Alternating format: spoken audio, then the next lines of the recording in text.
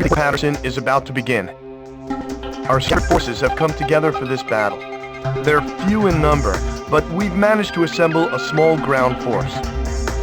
However, the Laysath fleet continues to gather in Port Patterson, and the presence of the Transportation Corps has also been confirmed.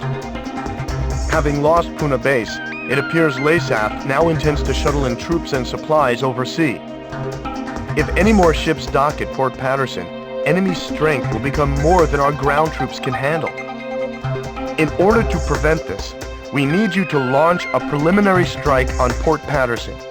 Destroy all enemy supply vessels, landing ships, and freighters. In particular, try to keep as many enemy landing ships from entering the port as possible. Battle supplies must not reach the enemy. The number of enemy landing ships inside the port will be displayed on the MPG in the upper right-hand corner of your HUD. If the MPG reaches the max level, our forces will no longer be able to retake Port Patterson. This time, a substantial enemy counterattack is to be expected. It seems the loss of Puna Base has put them on guard. Please be careful.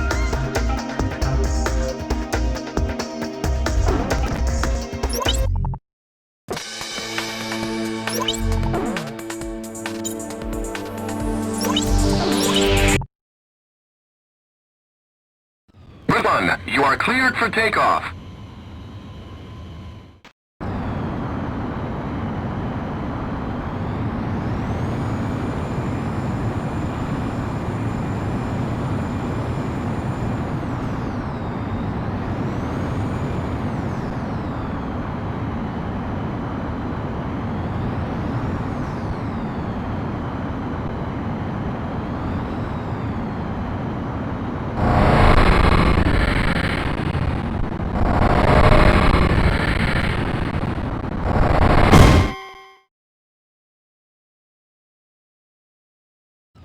You are cleared for takeoff.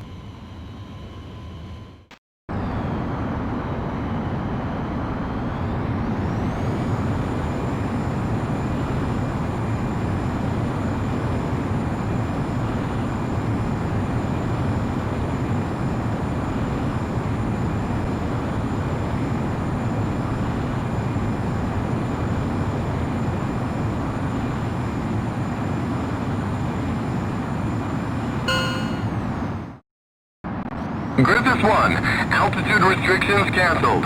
Return to your mission. Good luck.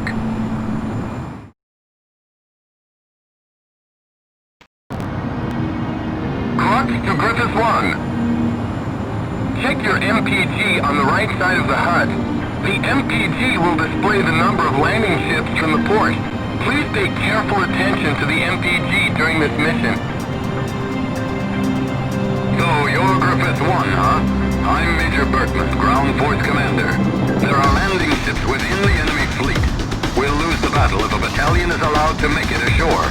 Do not allow more than 3 landing ships to enter the port.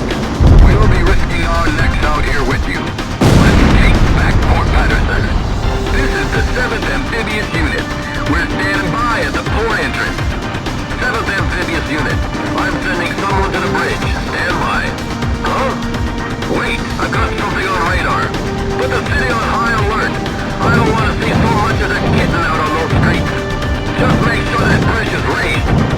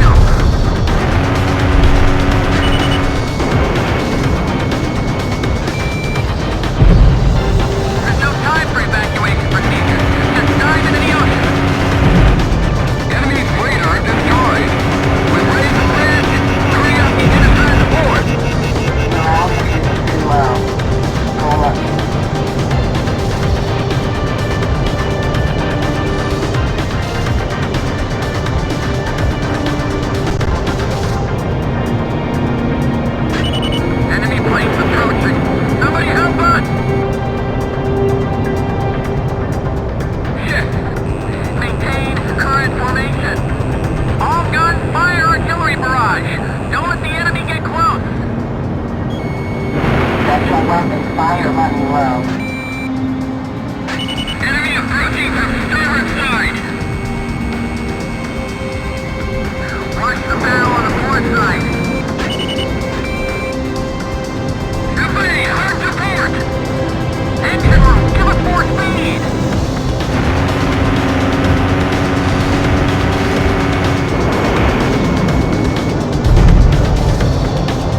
We're sinking! We're sinking! All hands, abandoned ship! No Delta weapons fire remains. Your altitude is too low. Over.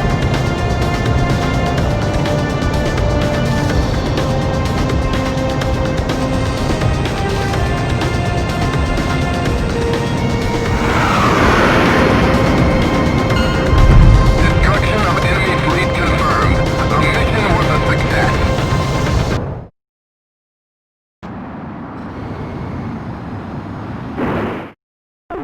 We've succeeded in destroying the enemy fleet gathered in Port Patterson. Our ground troops scored a major victory by using the chaos caused by our attack to storm in and secure the port. We freed Port Patterson from the hands of the enemy. It's still kind of hard to believe.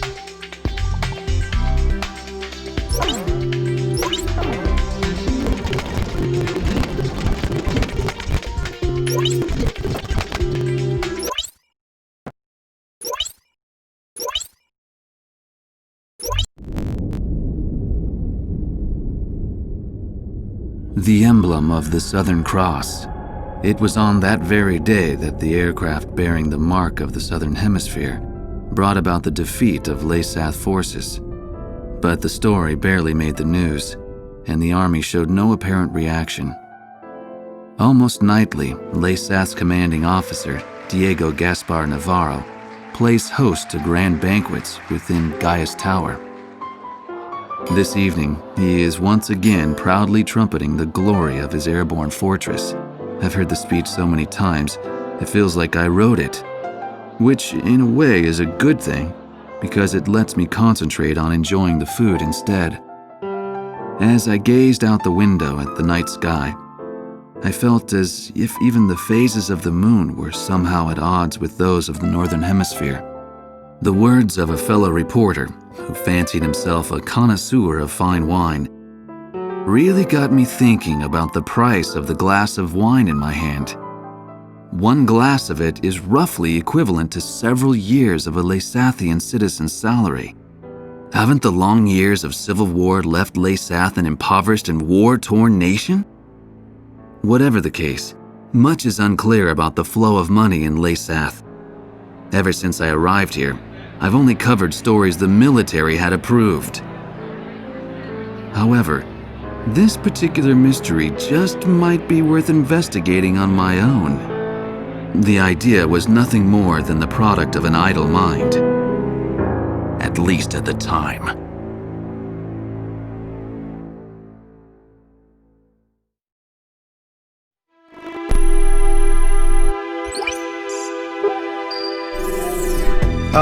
Okay, let's get started with a report of the situation.